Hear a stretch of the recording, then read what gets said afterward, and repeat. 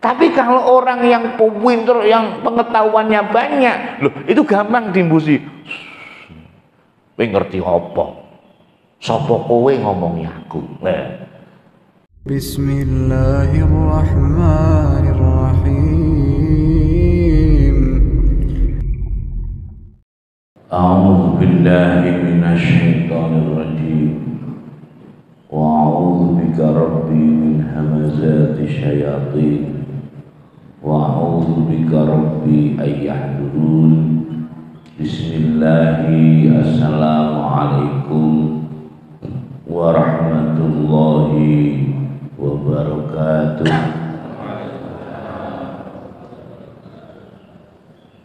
Innal hamdalillahi jami'a wassalatu wassalamu ala jami'in nabiyyin wal mursalin wa ala sayyidina Muhammadin asrafil khalqi jam'an.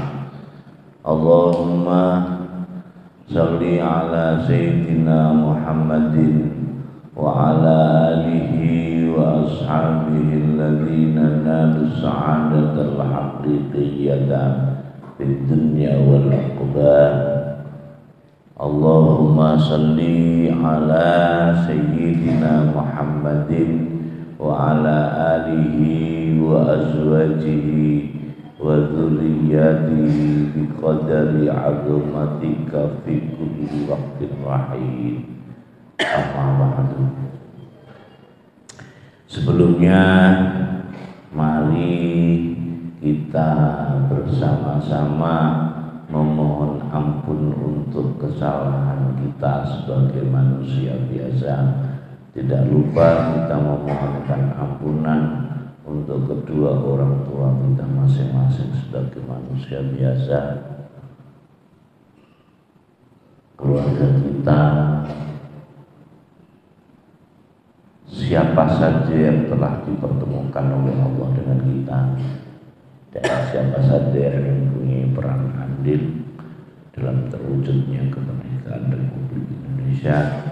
Semoga Allah senantiasa memberikan ampunannya sebagaimana ampunan yang telah diberikan kepada para nabi dan syuhada sholihin. Al-Fatihah. Bismillahirrahmanirrahim. Alhamdulillahirabbil alamin. Iyyaka na'budu wa iyyaka nasta'in. Ihdinas mustaqim. Shiratal ladzina an'amta 'alaihim ghairil maghdubi 'alaihim waladdallin.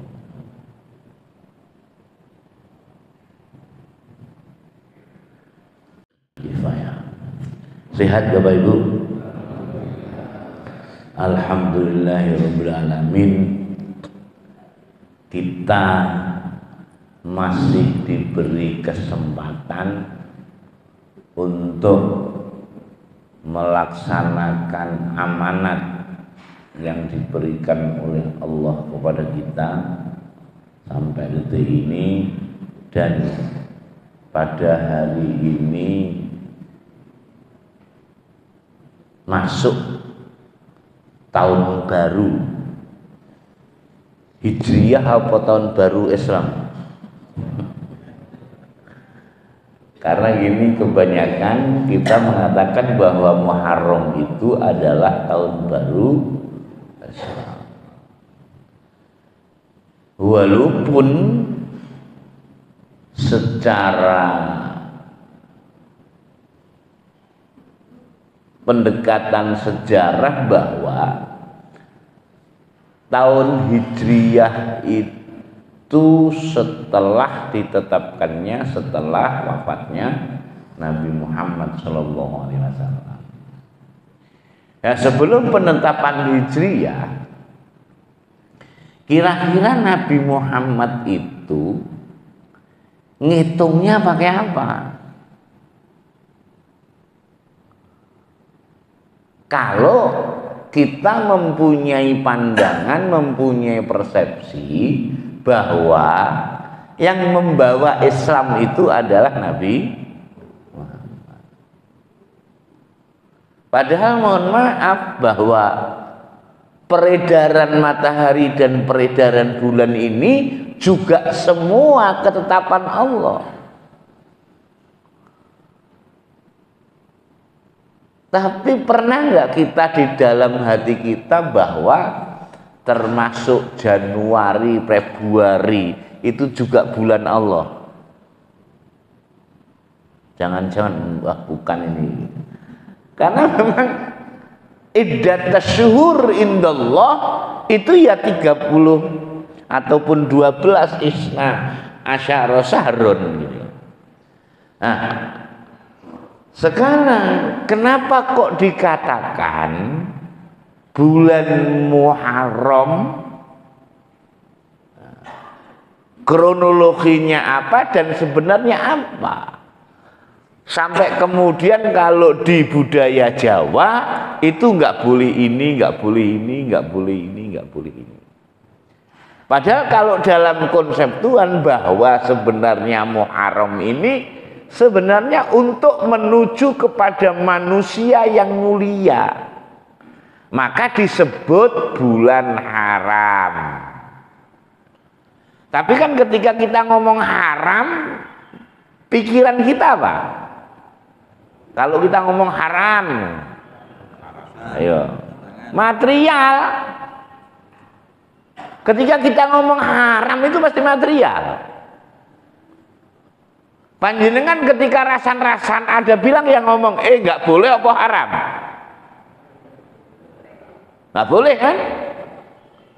Dilarang.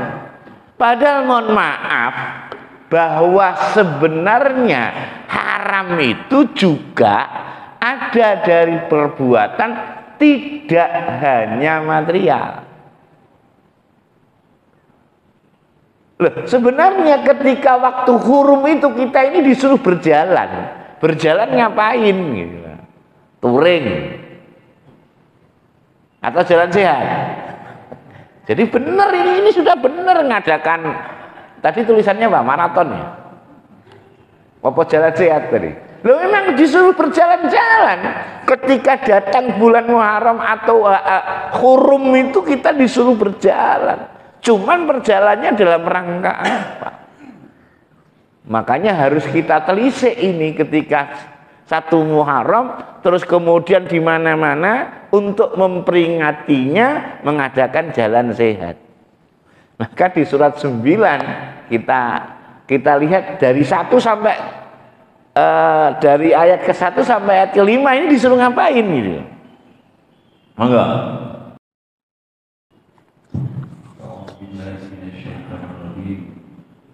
Bara'atun minallahi wa rasulihi ilal ladzina 'ahadtum minal musyrikin. Inilah pernyataan pemutusan hubungan dari Allah dan Rasulnya yang dihadapkan kepada orang-orang musyrik yang kaum muslimin telah mengadakan perjanjian dengan mereka. Tahan. Aku gak melok campur lo yo, ini ceritanya. Karena apa? Karena antara muslimin sama orang-orang yang musyrik itu sudah ada perjanjian di antara mereka. Karena apa? Karena kaum musyrikin dan muslimin setiap bukan tahun, hari, maka selalu dalam keadaan saling bermusuhan.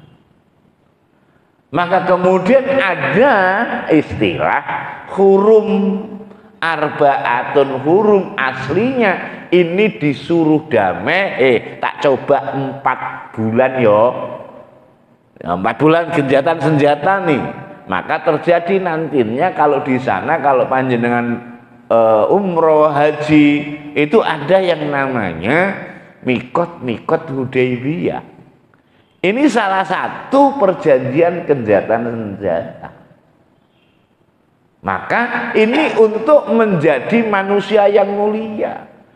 Kalau ingin menjadi manusia yang mulia aslinya, sering-seringlah belajar untuk komitmen.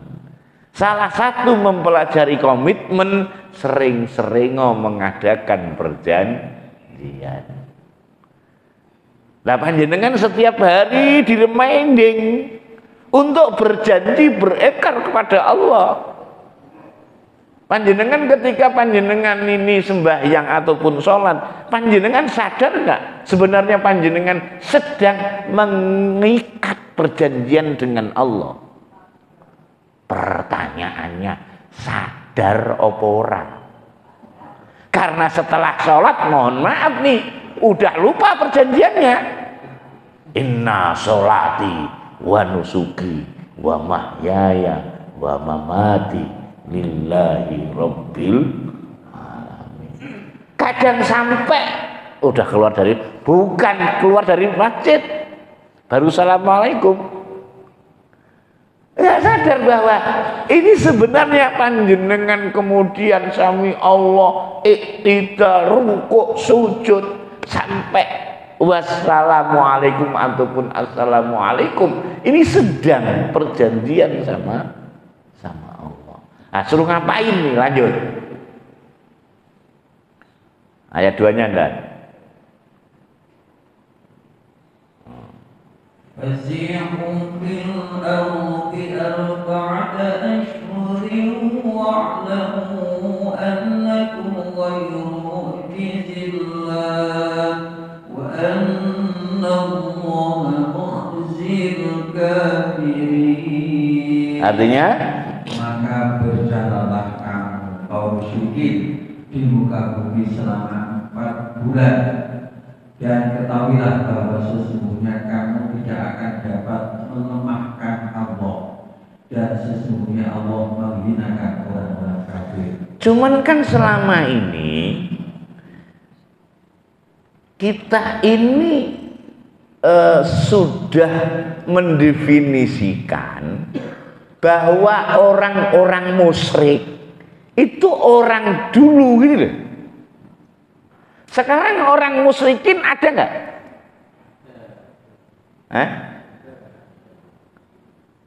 Di mana? Nah, karena kita ini ketika baca ini orang Arab. Padahal sekarang orang musyrik ada nggak? Nah, selama ini sejarah ketika musuhnya Nabi maka disebut kaum musyrikin. Loh, musyrikin itu orang yang mempersekutukan Allah.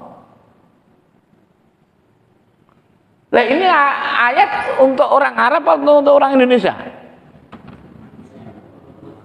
Ya untuk manusia, boneng Indonesia, boneng kutub, ya ini untuk. Loh, berarti bahwa di mana-mana pasti ada namanya orang yang mempersekutukan Allah. Disuruh ngapain? Disuruh berjalan. Makanya ngenek nih jalan sehat. Nah, ini disuruh ngapain? Aslinya ini dalam 4 haram gitu loh. Fasihu fil ardi arba'ata asyurin, dalam 4 dalam rangka taubat, karena yang disuruh apa ini? Orang musyrik. Tidak boleh berperang, tidak boleh saling membunuh, tapi yang namanya orang musyrik. Musyrik apa? Musyrik gara-gara wilayah misalkan. Gara-gara kekuasaan ekonomi, ya bisa juga.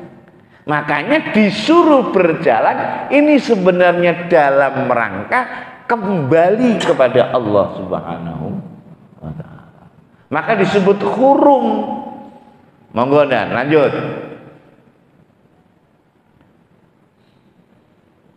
Wa adzanun minallahi wa rasulihi ilan nasi yawmal hajjil akbar anna Allaha bari'un المشركين ورسوله فإن تبتم فهو خير لكم وإن توليتم فاعلموا أنكم غير معجز الله وبشر الذين كفروا بعذاب أليم.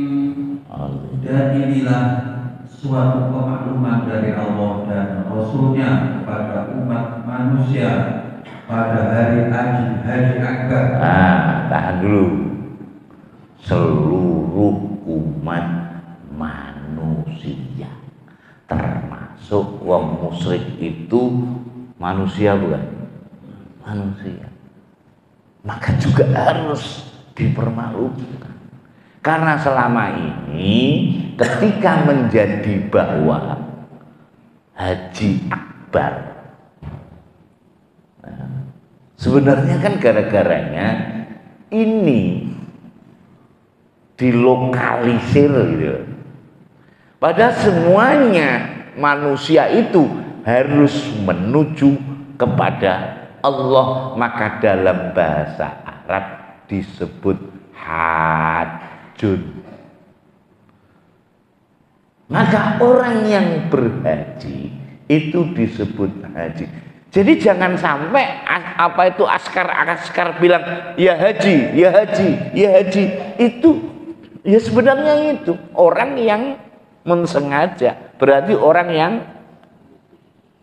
ya istilahnya jenguk ngono, ziarah, maka umrah diartikan ya Maka di sini bahwa Allah sama Rasulnya memberi seruan kepada manusia untuk tub. Cuman kan sementara ini kalau panjenengan dengar taubat ngapain?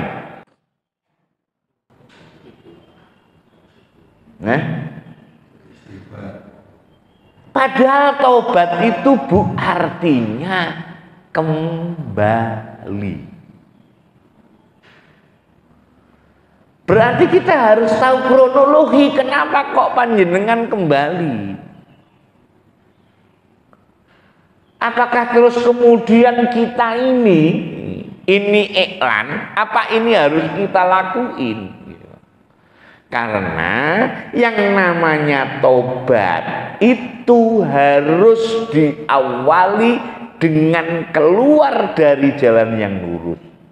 Tapi selama ini kita tidak mengerti atau tidak mau ngerti apa sih sebenarnya makna taubat. Karena makna taubat itu artinya kembali yang setelah ataupun kembali setelah kita keluar.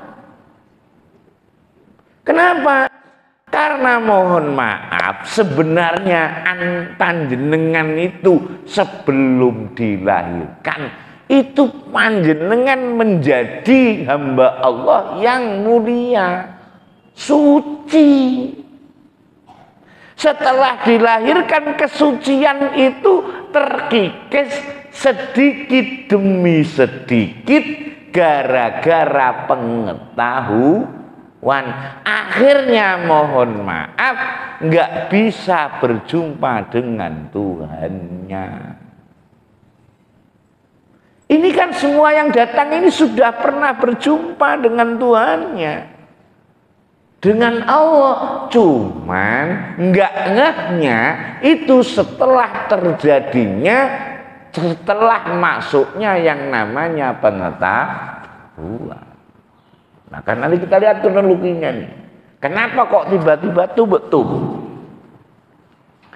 Panjenengan sakit hati nggak tobato gitu. Sekarang malah orang, ya mohon maaf kalau panjenengan diomongin sama orang tua, le tobato leon, jenengan marah nggak? Mbok pikir aku ki nyapa lah ngono. Karena memang sudah keluar. Dan kenapa suruh tobat? Karena mohon maaf sebenarnya Allah itu tidak pernah meninggalkan kita dan benci sama kita. Maka di surat 93 ayat 3 ما ودعك ربك وما قلى. Artinya Tuhan tiada meninggalkan kamu dan tidak pula benci kepadamu. jadi pernah nggak kita ini sedetik pun ya kan, ditinggal oleh Allah? Enggak. Maka Bimbo ngomong, elek kamu deket, aku deket, kamu jauh, aku jauh. Maka dalam ilmu tasawuf dikatakan anna inda dzanni abdi, terserah. Itulah maha rahim, rahmannya Allah, sampai-sampai dalam hadis qudsinya mengatakan ana inda dzanni abdi, terserah lekmu nganggep. Lek kowe nganggep, kalau kamu menganggapku jauh, itu padha karo anggepamu. Nah, perjalanan ini berarti ketika kita meninggalkan. Jadi sebenarnya yang meninggalkan siapa? Suruh balik. Sama, kita ini sudah berjumpa dan bahkan panjenengan itu sudah ngobrol sama yang menciptakan panjenengan, tapi kita nggak ngeh. Karena panjenengan ketika masih dalam keadaan janin, panjenengan itu suci. Allah mempunyai sifat kudus, bukan alif kudus, kudus, maha suci. Ya alif mesti satu, ya kudus yang maha kudus. Maka di surat 7 ayat 172 panjenengan ini sudah langsung bercakap-cakap sama Allah sebenarnya. Cuman nggak ngeh. Kenapa nggak ngeh? Karena ada terkikis kesucian itu sedikit demi sedikit. Ini manusia yang berjumpa dengan Allah sebelum dia dilahirkan ya. Nah, nanti ada manusia yang mulia berjumpa dengan Allah lagi. Ya, tapi dia dalam kondisi kembali suci. Monggo. Wa idza akhadha rabbuka min bani adama min zuhurihim dhurriyyatahum wa ashhadahum ala بربكم قالوا بلى شهدنا أن تقولوا يوم القيامة إنا كنا عن هذا غافلين. Dan ingatlah ketika Tuhanmu mengeluarkan keturunan anak-anak Adam dari sulbi mereka, dan Allah mengambil kesaksian terhadap jiwa mereka seraya berfirman, bukankah aku ini Tuhan? Mereka menjawab, betul, Engkau Tuhan kami menjadi saksi. Kami lakukan yang demikian itu agar di hari kiamat kamu tidak mengatakan sesungguhnya kami Bani Adam adalah orang-orang yang lengah terhadap ini keesaan Tuhan. Berarti jiwa panjenengan ini sudah belum berjumpa, bahkan itu mengadakan komunikasi. Kenapa kok bisa begini? Karena ketika itu kita masih suci. Loh, kesuciannya ini gara-gara apa? Karena ketika bayi, mohon maaf, paling nggak musrik di muka bumi itu ya bayi itu. Ayo, kalau nggak percaya tanya bayi itu, pernah nggak dia itu rasa khawatir nggak makan? Ini dia sudah yakin aku mesti ana rezeki ini. Semakin lama kesucian, kepasrahan, ketundukan itu terkikis setelah roh bapak, setelah tahu oh bapakku, ibuku, terus baru mainan, dolanan. Akhirnya dia ada ketakutan dan kekhawatiran setelah ada pengetahuan. Lah, ini balik lagi nih. Setelah adanya pengetahuan, termasuk mohon maaf Nabi Adam itu dianggap melanggar perjanjian sama Allah itu setelah adanya pengetahuan apa sebelum? Setelah diajarin.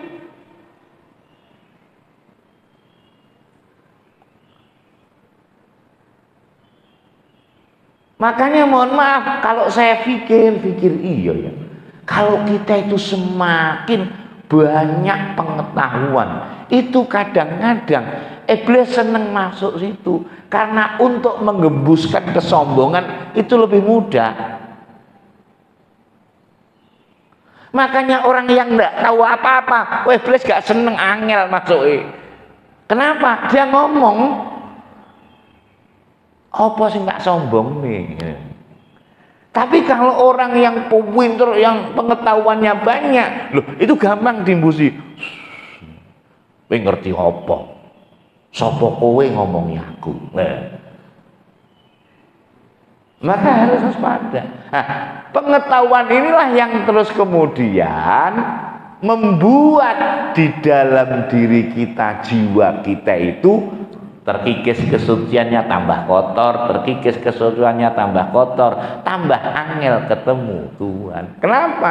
Karena manusia untuk berjumpa dengan Allah syaratnya harus suci dulu. Cuman kita ini ketika ngomong suci, sucinya suci lahir. Karena yang paling ditakuti oleh Nabi Muhammad Sallallahu Alaihi Wasallam itu kotor yang tidak kelihatan. Selama ini kita ini hanya memperhatikan kotor yang kelihatan, tapi tidak pernah memperhatikan kotor yang tidak kelihatan. Maka Nabi Muhammad Sallallahu Alaihi Wasallam berfirman, yang paling aku takuti innama akhwafu atau akhwafa. Jadi yang paling saya takuti itu adalah syirik kecil loh. Kok nggak syirik besar? Ya kan? Padahal Allah nggak ada statementnya syirik kecil, syirik ya syirik. Lah maksudnya apa? Wa huwa asyirkul asghar wa huwa riya. Loh, justru syirik kecil ini karena yang tahu hanya Allah dan kita masing-masing. Kalau yang besar ketahuan, maka yang paling saya takuti nggak sadar bahwa kita sedang mempersekutukan Allah. Dalam bahasa Arab disebut musyrikin. Maka kemudian muncullah ketika Muharram Nabi Muhammad Sallallahu Alaihi Wasallam sebagai reminding system untuk umat-umat selanjutnya. Kemudian ada istilahnya ngasih perayaan bagi anak ya. Kalau Muharraman kan ngumpul nih. Padahal ini reminding system upacara. Ayo kalau nggak percaya, jenengan kumpul karo anak yatim setahun pisan ya. Podo karo anak panjenengan sekolah setiap hari Senin upacara, tapi Selasa, Rebo, Kamis, Jumat nggak masuk. Ayo kira-kira dapat ranking apa di DO? Upacara rajin. Tapi setiap harinya dia nggak ikut sekolah. Maka kita harus bijak dan arif, ngerti. Maka dalam bahasa, mohon maaf, kalau dalam bahasa lingual budaya, arif itu kalau dari orang-orang Saudi Arab itu bukan tahu secara fisik. Kalau tahu misalkan jalan apa, itu nggak pakai arif, tapi pakai alim. Jadi kalau nanya misalkan kamu tahu toko ini enggak, dia pakai maklum. Maklum itu asal kata daripada pengetahuan ilmu. Tapi kalau arif itu adalah metafisik. Maka kita harus ngerti bahwa kemusyrikan kita ini dari suci, musyrik balik suci. Karena kita tahu. Ayo Pak, cucu panjenengan yang masih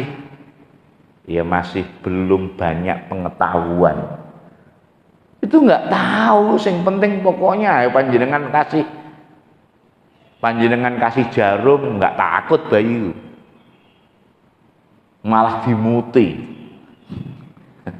Nah ini banyak kok, nggak usah jauh-jauh, anggota ataupun polisi aja ada yang takut jarum.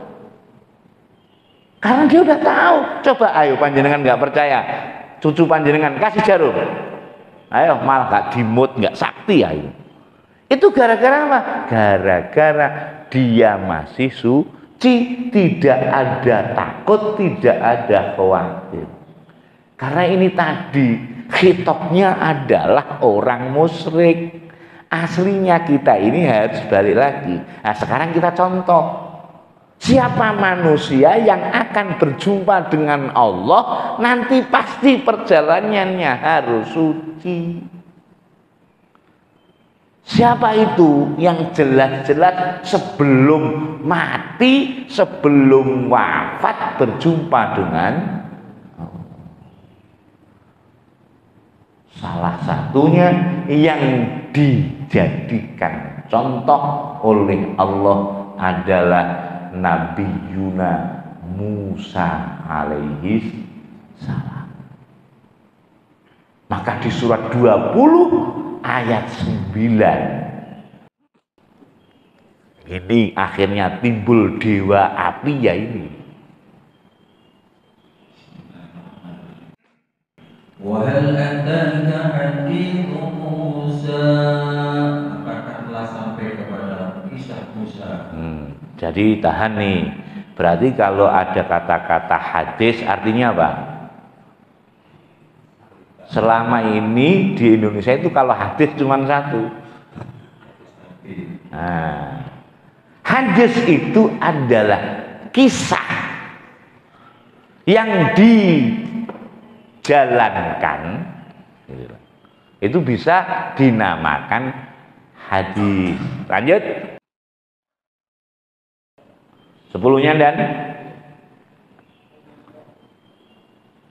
Idzu ana qala li ahlihim kufu inni anastu naran la'alli atikum minha biqabasin aw ajidu 'ala an-nari huda. Ketika ia melihat api, lalu berkata ia kepada keluarganya, tidaklah kamu di sini, sesungguhnya aku melihat api, mudah-mudahan aku dapat membawa sedikit daripadanya kepadamu, atau aku akan mendapat petunjuk di tempat api itu. Bahwa Nabi Musa melihat api. anastu naron la'alli au la'alli atikum minha biqabasin, akan membawa api itu atau membawa, tapi ini sebenarnya bahasa amsal, bahasa perumpamaan. Akhirnya ada orang yang mendewakan api. Nah sekarang ketika dia akan mendapat petunjuk, nah makanya kadang-kadang mohon maaf ada yang melakukan ini, menepi terus bawa lilin, lihat api terus, akhirnya dapat wangsit, dapat petunjuk. Tapi harus syarat ini, yang syaratnya yang paling di dalam diri kita enggak sadar, enggak bisa ngerti, enggak bisa melihat. Lanjut.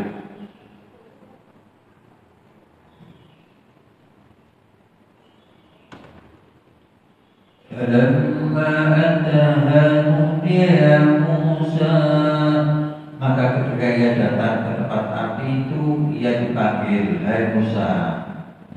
Hai Musa, lanjut. Inni ana rabbuka faqra'na alaik innaka bil wadil muqaddasil tuwa. Artinya sesungguhnya aku inilah Tuhanmu, maka tanggalkanlah kedua terompahmu, sesungguhnya kamu berada di tempat yang suci Tuhan. Lah ini harusnya kita balik. Kalau panjenengan ingin sampai kepada tempat yang suci, muqaddas, makanya disebut Yerusalem itu Baitul Maqdis, itu disebut Baitul Maqdis, itu Baitul Muqaddas, itu tempat yang suci. Kalau kita ingin sampai kepada tempat yang suci, disuruh ngelepas terompah. Ini bahasa perumpamaan. Makanya takmir Masjid Nurul Iman nulis itu di pelundakan itu di tangga, batas suci. Maka kalau kamu mau masuk kepada level yang suci, lepaskan terompahmu, di sini sandalmu.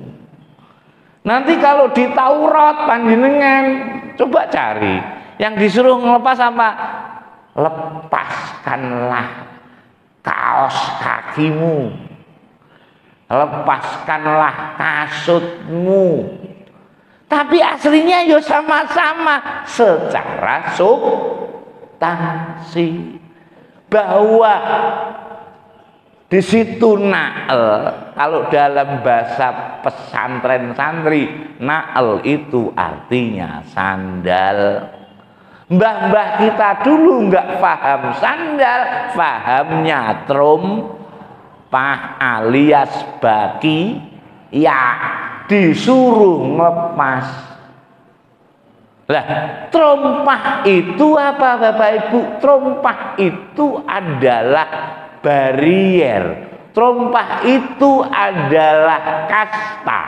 Terompah itu adalah strata. Dan kadang-kadang kita mohon maaf, kita itu nggak sengaja memposisikan strata kita dengan tidak sadar.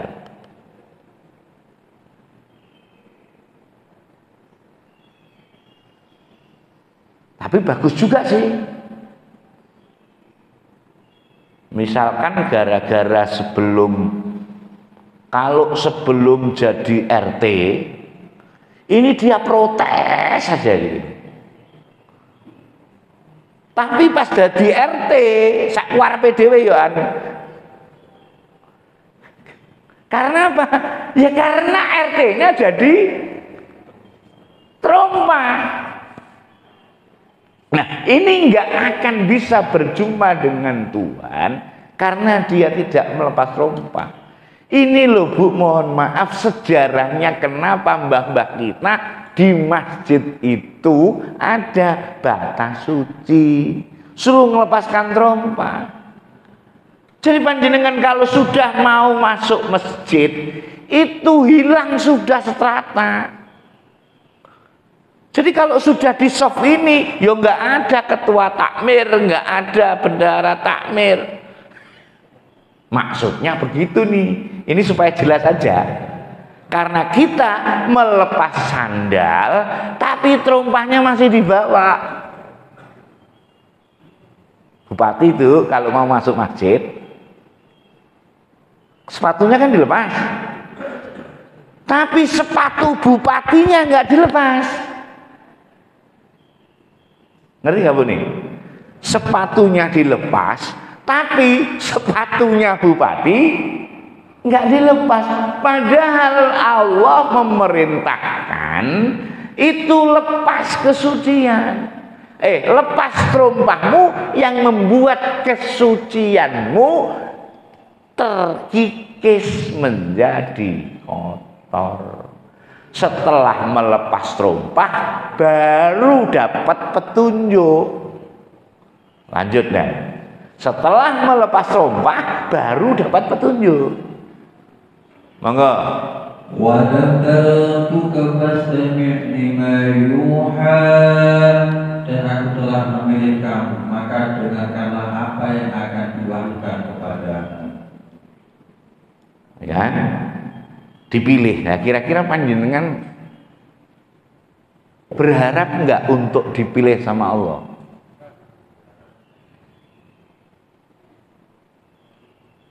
Benar, siapa yang mau daftar? tak daftarin. Lanjut. Innani ana Allah la ilaha illa ana fa'budni wa aqimis sholata li dzikri. Sesungguhnya aku ini adalah Allah, tidak ada Tuhan yang hak selain aku. Maka sembahlah aku dan dirikanlah sholat untuk mengingat aku. Jadi justru kita ini kebalik kalau sholat. Yang diingat saya, bukan aku.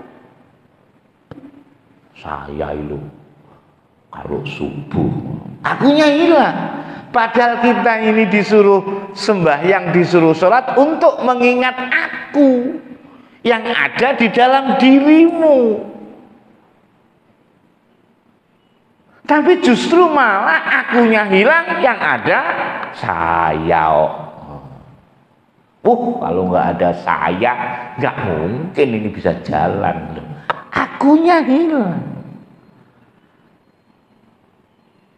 Maka kenapa sih Muharram atau tahun baru Islam itu harusnya pertaubatan menjadi manusia yang mulia, manusia yang suci, karena ingin kembali.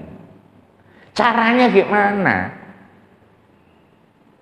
Nah, selama ini mohon maaf perayaan pokoknya kalau kita lihat ayat tadi, karena Muharram itu aslinya gara-gara pertama kali salah satunya untuk menjadi kemuliaan ataupun kesucian, maka disuruh berjalan dalam rangka pertobatan. Orang-orang muslim.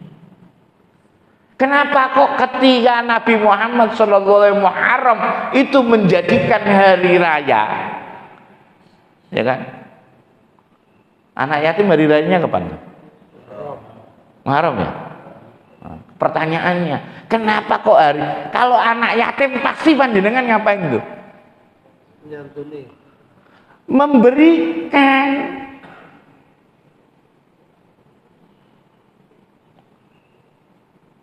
Yang mulia itu anak yatimnya apa yang memberikan? Ini mohon maaf, kalau anak yatim mulai panjenengan mau anak panjenengan jadi yatim. Makanya kadang-kadang kita lupa yatim. Panjenengan munajat, ya Allah kadang saya lupa dengan anak yatim. Maka jangan jadikanlah anak-anakku pengganti dari mereka. Maka disuruh mengingati.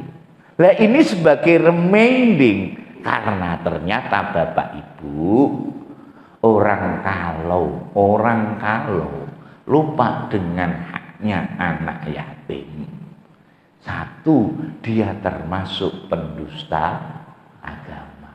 Yang kedua, ternyata orang yang gegem nggak mau menyalurkan haknya orang itu disebut musyrik.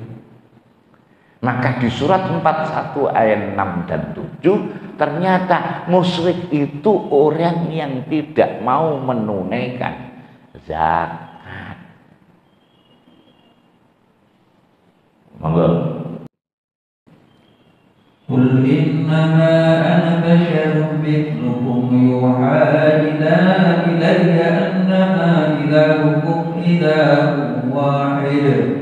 أنما إلهكم إله واحد فاستقيموا إليه واستغفروه وويل للمشركين. Katakanlah bahwasanya aku hanyalah seorang manusia seperti kamu. Diwahyukan kepadaku bahwasanya Tuhan kamu adalah Tuhan yang Maha Esa. Maka tetaplah pada jalan yang lurus menuju kepadanya dan mohonlah ampun kepadanya. Dan kecelakaan yang besarlah bagi orang-orang yang musyrik. Siapa dia orang musyrik? Alladzina la yu'tuna zakata wa hum bil akhirati kafirun. Yaitu orang-orang yang tidak menunaikan zakat dan mereka kafir akan adanya kehidupan akhir. Orang yang tidak menunaikan zakat karena cintanya terhadap apa yang dia miliki itu sudah besar, maka nggak mau kehilangan. Maka ada kata-kata jangan mempertuhan hartamu. Loh, hartanya jadi Tuhan. Berarti mohon maaf, yang hadir kita semua di sini berarti berpeluang enggak untuk menjadikan yang dia miliki menjadi Tuhan?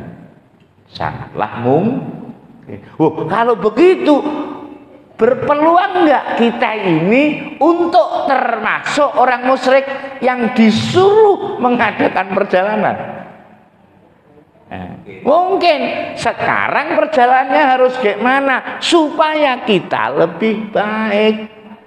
Makanya kalau di Muharram pasti hadis Nabi dikatakan mangkana yaumuhu khairon min amsihi fahuwa rabbi. Barang siapa yang hari ini itu lebih baik dari yang kemarin, maka dia termasuk orang-orang yang beruntung. Lah, keberuntungannya ini yang mana? Baik itu harus ada takarannya enggak, Pak? Takarannya apa? Ya kayak kemarin yang mungkin pernah saya ceritakan itu ada temen haji, mohon maaf, ini lucu juga kemarin. Jadi gara-gara pakai visa bukan visa haji, akhirnya tanggal 9 itu nggak boleh masuk ke Arafah. Akhirnya disuruh ke Jeddah. Akhirnya wukufnya tanggal 10. Wukuf tanggal 10, akhirnya cari kitab yang membolehkan tanggal 10 wukuf. Karena pertama kali mendapatkan masalah wukuf tanggal 10 boleh enggak? Itu. Carilah kitab. Nah, setelah tanggal 10 wukuf timbul masalah lagi. Kamu ngambil nafar awal apa nafar sani? Bingung. Karena karo nafar awal 11-12. Padahal dia 11-nya masih baru sama jumlah. Ente nafar mana? Ente itu berarti mohon maaf Haji Romli ente berarti. Haji rombongan liar. Karena diuber-uber sama. Akhirnya mohon maaf Ibu. Ya akhirnya karena saya ini dimintai pendapat. Gini loh. Ente kalau tinjauan kamu adalah tinjauan fikih, itu berat. Tapi kenapa Hasan ataupun Nawawi Al-Bantani mengatakan boleh di tanggal 10 gara-gara darurat? Cuman pertanyaannya, ente nggak pernah membahas kedaruratannya yang dikriteriakan oleh Nawawi Al-Bantani, nggak dibahas. Karena memang ketika mau buka buku karangan beliau hanya ingin dapat legalisasi tanggal 10-nya boleh hukum. Terus saya bilang begini, Bu,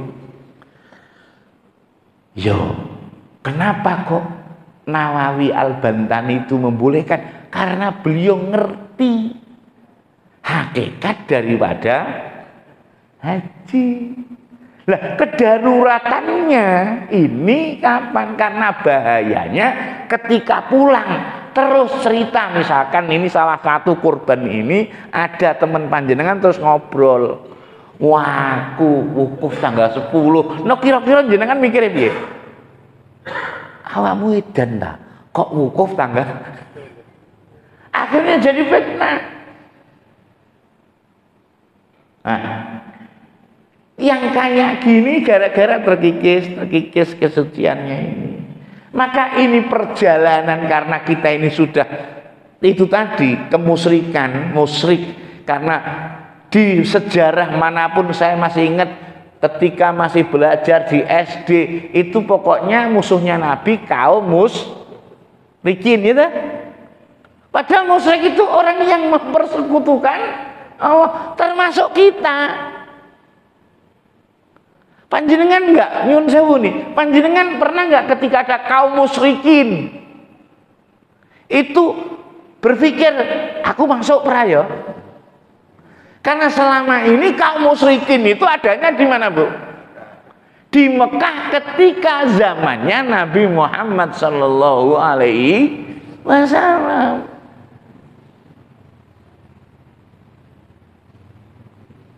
Berarti akhirnya ayat ini bisa jalan nggak? Berlaku nggak? Hei, kaum musyrik, ngendakon perjalanan selama 4 bulan ya. Makanya ada sahabat kita yang membuat metodologi pensucian keluar sampai 4 bulan dalam rangka pertobat. Nah, sekarang pertanyaannya, bagaimana kita bisa bertobat? Inilah yang disebut perjalanan 59 ayat 18. Ayat terakhir, karena kita mau mengadakan perjalanan dalam rangka tahun baru. Semoga dapat petunjuk. Bismillahirrahmanirrahim. Ya ayyuhalladzina amanu taqullaha wal tanzur nafsum ma qaddamat lighad wattaqullaha innallaha khabirum bima ta'malun. Hai orang yang beriman, bertakwalah kepada Allah dan hendaklah setiap diri memperhatikan apa yang telah diperbuatnya untuk hari esok. Maka bertakwalah kepada Allah, sungguhnya Allah Maha mengetahui apa yang kamu kerjakan. Ini harusnya kita sebagai orang yang beriman itu nggak bisa mau bangga dengan keimanan, karena ternyata orang iman masih disuruh bertakwa. Makanya kita ini kalau pakai baju takwa pede, karena ternyata ya, karena kan ternyata takwa itu lebih tinggi daripada keimanan. Makanya masih diperintahkan. Tapi untuk menjaga keimanan dan ketakwaan ini, kita disuruh melihat apa yang telah kita perbuat sehingga kita menjadi manusia yang hari ini lebih baik dari kemarin. Tapi harus introspeksi diri, dalam bahasa haji wukuf. Yuk kita munajat kepada Allah Subhanahu wa taala, semoga kita, anak cucu kita dan seluruh keluarga kita diberi petunjuk oleh Allah Subhanahu wa taala dan dijadikan oleh Allah hamba Allah yang selalu melihat apa yang telah diperbuat. Ala hadzin wa ala kulli niyatin sholihah. Al-Fatihah.